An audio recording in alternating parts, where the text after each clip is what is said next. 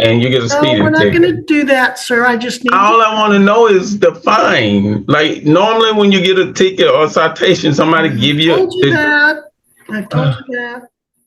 All right, everyone, buckle up because this courtroom session is already giving us major drama right out of the gate. Here we have Mr. Danny Lewis Johnson back in front of the court, and things are heating up. He's arguing over fingerprints, photographs, and his understanding of jurisdiction like a seasoned sovereign citizen, challenging the court on what he believes are violations of his rights. The stakes? Multiple unclassified misdemeanors with fines up to $2,500 and possible jail time from 30 days to 6 months. But what really makes this tense is the clash between Mr. Johnson's insistence on self-representation and the courtroom's standard procedures. Stick around because we're about to break down the arguments, the courtroom tension, and the moments that are making this hearing so intense. Do you think the court will bend to his reasoning, or is he in for a reality check? Keep watching. All right, and that brings us to Mr. Johnson. Hello, how you doing? I'm doing fine, thank you. We are on the record in 2024 TR 541, State of Kansas versus Danny Lewis Johnson. County Attorney Jill Gillette for the state. Mr. Johnson appearing in person and in custody and pro se. Now, Mr. Johnson, I just saw you, I believe, last week, and I order that you be held for a limited time for contempt of court. And then I understand the military put a hold on you. They were having some problems with you cooperating with picture and prints. Are we past that? Did you get your picture and prints taken? I did not, ma'am. Why did you not do that? Because I didn't feel like it was, I was here for a criminal offense and there was no jurisdiction for me to get fingerprints and photos, ma'am. All right, well, you understand that you need to do that. You're probably not going to get released until you do that. Okay. But in any event, you're also here today on a new case, and this is 2024 TR 541. You're charged in count 1 with operating a vehicle while displaying an expired or improper license plate on August 13th of 2024. So apparently before you went into custody, the officers saw you driving, and they may even have that on video if you did it around the courthouse. But in any event, that is a misdemeanor. It's called an unclassified misdemeanor. It carries a fine up to $2,500. It carries a sentence of 30 days up to 6 months. Then in count 2, they're saying that you hadn't registered the car, so you were driving without a legal registration. That also is an unclassified misdemeanor as charged. Another $2,500 possible fine and another possible 30 days to 6 months in jail. Now, Mr. Johnson, I can give you a bond on this, but it looks like you want to just keep sitting there because you can't. Here's where it starts to get really interesting. Mr. Johnson is facing not 1 but 2 unclassified misdemeanors, driving with an expired or improper license plate and failing to register his vehicle. Each offense carries a potential $2,500 fine and jail time. Now, pay attention. He's already questioning whether these charges even fall under criminal jurisdiction and trying to invoke the Fifth Amendment, whatever that might mean to him. This is classic sovereign citizen rhetoric at play, challenging the very authority of the court to issue fines or enforce registration. It's a high-stakes move because the consequences aren't just hypothetical, they're real. And this back and forth over legal authority is exactly the type of courtroom tension that keeps everyone on edge. Make bond if you won't. Your Honor, it is my intent.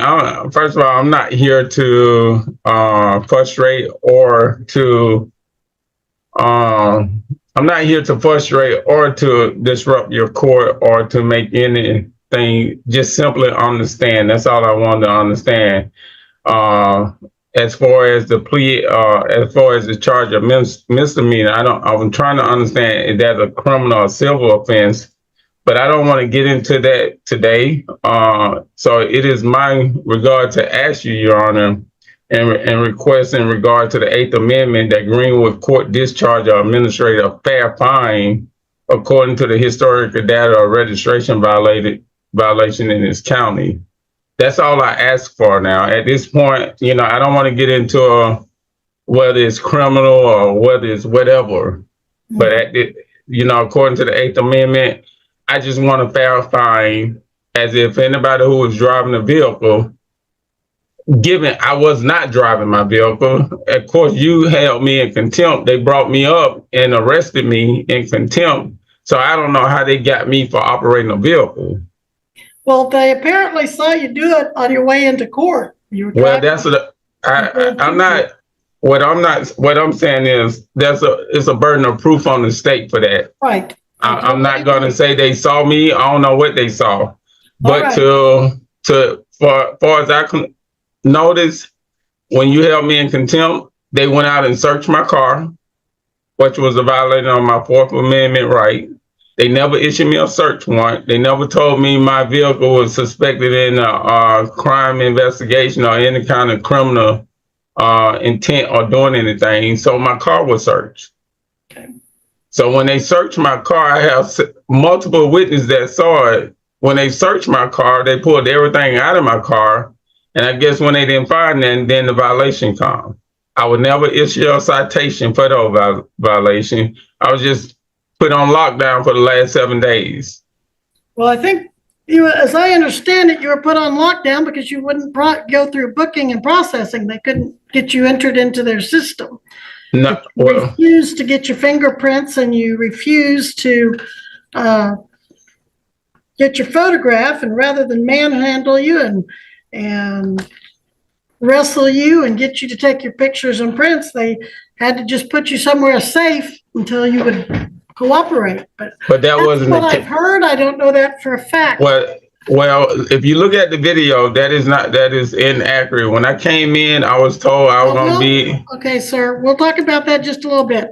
Do you need an attorney to represent you on these charges? I do not. I just want to, like I asked, I'm just requesting that in regards to the Eighth Amendment, the Greenwood Court discharge. Well, that is not going to be addressed today. Today, I need to know if you want an attorney.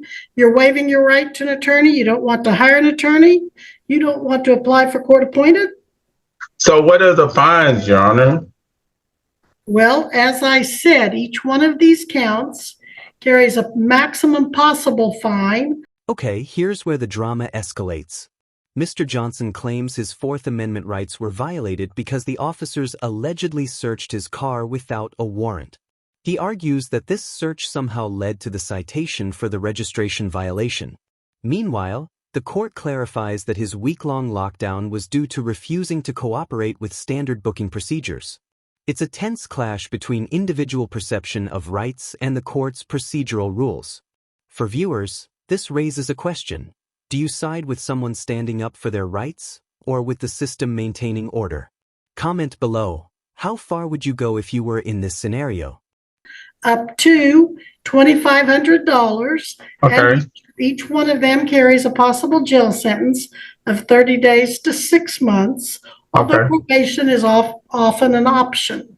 Well, I would rather for you to just issue me a fine today. If you issue me a fine, I'll pay the fine. Well, I cannot guarantee you what your sentence will be. That would be inappropriate to try to give you to negotiate with you and give you a fine before or if you're convicted. Now, maybe if you waived your right to counsel and you wanted to proceed today, I don't know if Ms. Gillette would tell you what her recommendations would be. I'm not bound as a judge to follow the recommendations, but again, typically I do, but I don't have to. Or you can get an attorney that can represent your rights and can help you file these motions or help you weigh your defense and decide how you want to proceed. Well, all I'm asking, Your Honor, if you get pulled over and you get a No, we're speeding not ticket. going to do that, sir. I just need. All I want to know is the fine. Like normally when you get a ticket or a citation, somebody give you. Told you that. I've told you that. Okay. So which way do you want to go on that? Do you want an attorney or not? I do not. Okay. Do you want to sign a written waiver of attorney? No, I do not. All right. But for the record, you do not want an attorney. I do not.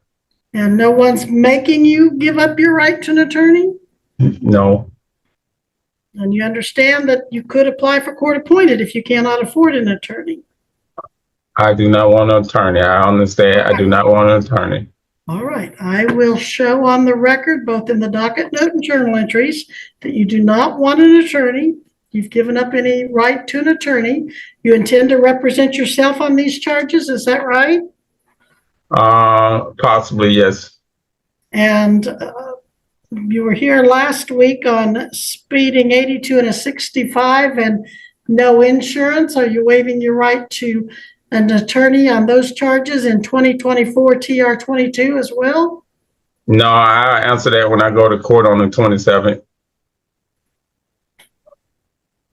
I think you scheduled a court hearing for the 27th. I did, and I am going to set this case today on the 27th at 9 a.m. as well. So both cases will be set September 27th, 2024 at 9 a.m. You've waived your right to attorney, at least on this case. I'd have to review the record to see if you did last week or not. But like you said, we can revisit that at your next court date. Ms. Gillette, in all of that confusion last week, did we set a bond in the other case? You can check those. If you don't have that handy, I can check the record. Judge, he had a warrant for failure to appear for $1,000 cash surety. So he actually had. I paid the $1,000. Sure. A cash of $1,000. It is a cash bond that the court is holding of $1,000. All right. Okay. So that charge, you're free to go anytime you want to, as long as you go through the booking process. You've already, I would consider. Now watch this unfold. Mr. Johnson is adamant about representing himself. He's waiving his right to an attorney multiple times, despite the judge explaining the potential consequences and options for court-appointed counsel. This is a bold move because self-representation in misdemeanor cases can be risky, especially when fines and jail time are on the line. The courtroom tension is palpable. Everyone is waiting to see if he truly understands the stakes or if this is a strategy to delay proceedings. What do you think? Is he confident or overconfident? This moment is classic tension-building material for any legal commentary. Even though the jail doesn't show you as being processed because you refuse to cooperate with the processing, which means fingerprints, pictures, signing a bond, I would consider you having satisfied your contempt. I think you've served enough time, far more than I intended for you to. It's been a week now. But you're going to have to go through the booking process. And then I don't know what the military's intention is, but I understand, is it your understanding they have a hold on you, sir? They always put a hold on everything. Anytime a soldier get picked up, they put a hold for pickup. Okay. So, and I don't know if they'll go along with, I don't know if it's a game you're playing or what you're doing, where you think that you won't have to respond if you won't be booked, but at some point. No, I'll be here, Your Honor. I mean, even for the 13th, I had to let my command know that I had a court hearing, and I showed up. I'm not a person that want to run from the law. I ain't got time to be running. I face whatever before me, and that's just who I am. All right. So I have no. I'm sorry. Go ahead. No, I'm sorry. You go ahead. I have no intent of trying to hide from this challenge, because all it is a challenge. You know, Sure. I didn't see it going to this extent as being registration violation. If you're gonna give me a registration violation, give me a fine, then I pay the fine, and I'm okay with that. And I had to deal with that from a different aspect. But at the same time, it's just like they gave me a fine for speeding. You gave me a fine to pay, I was gonna pay the fine and just let it be. But at the same time, it's like, okay, now I got a registration with violation. Give me the fine. Give me the fine. I pay the fine. The military picked me up. I deal with that. They don't tow my car. So I really need to get out of here, Detroit, because if I don't get out of here, they're gonna sell my car. Well, you go and get your picture and prints taken, sign your new bond, and you can go on my counts, on my charges. Now, I don't know, you know, you're still gonna have to deal with Well, I know if you release me, the military are gonna pick me up. I understand that. And are you not wanting to be picked up? Is that why you're refusing? No. That's the only way I'm gonna get out of here. All right. No, I'm not running for nobody.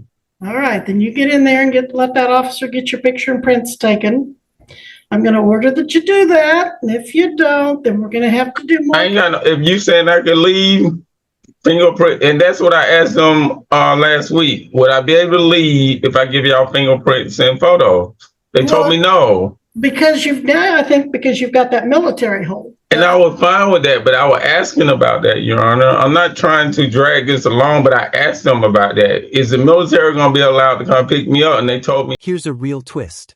Amidst all the sovereign citizen arguments, there's a reminder that Mr. Johnson already had a $1,000 cash bond for failing to appear. He paid it, but because he refused to cooperate with the booking process, the jail doesn't recognize him as processed. It's a logistical nightmare, and you can feel the frustration from the court staff. This perfectly illustrates how procedural technicalities intersect with personal beliefs. He's technically satisfied his obligations, yet there's still tension because of non-compliance with standard procedures. This is exactly the kind of complexity that makes courtroom footage endlessly fascinating. You saying I could be released? On both cases. Well, you've served your contempt, and that's what I sent you into jail for. Now I'll give you a bond, and you're going to have to post the bond in the new case. Ms. Gillette, any recommendations on that bond? 2 counts of registration. Judge, they're both unclassified misdemeanors. He's also got some other potential charges for the disruption in court that I am reviewing. And that's the other issue that I've got. Okay, so there may be another issue, Mr. Johnson, but I'm going to set it at a $500 bond. You can either post cash or work with a bondsman. I got cash. If I could put it on my card, I got cash. All right. I don't know what the rules and procedures are, but $500 cash bond, it's 2 counts of registration. I think that's appropriate. And then if you make those 2 bonds and there aren't any other charges against you through Greenwood County, then I will see you in court on the 27th. Well, man, how would what I don't want to happen is I go out here and post, and then all of a sudden there's another charge. Then I'm stuck here for another 7 days to see you.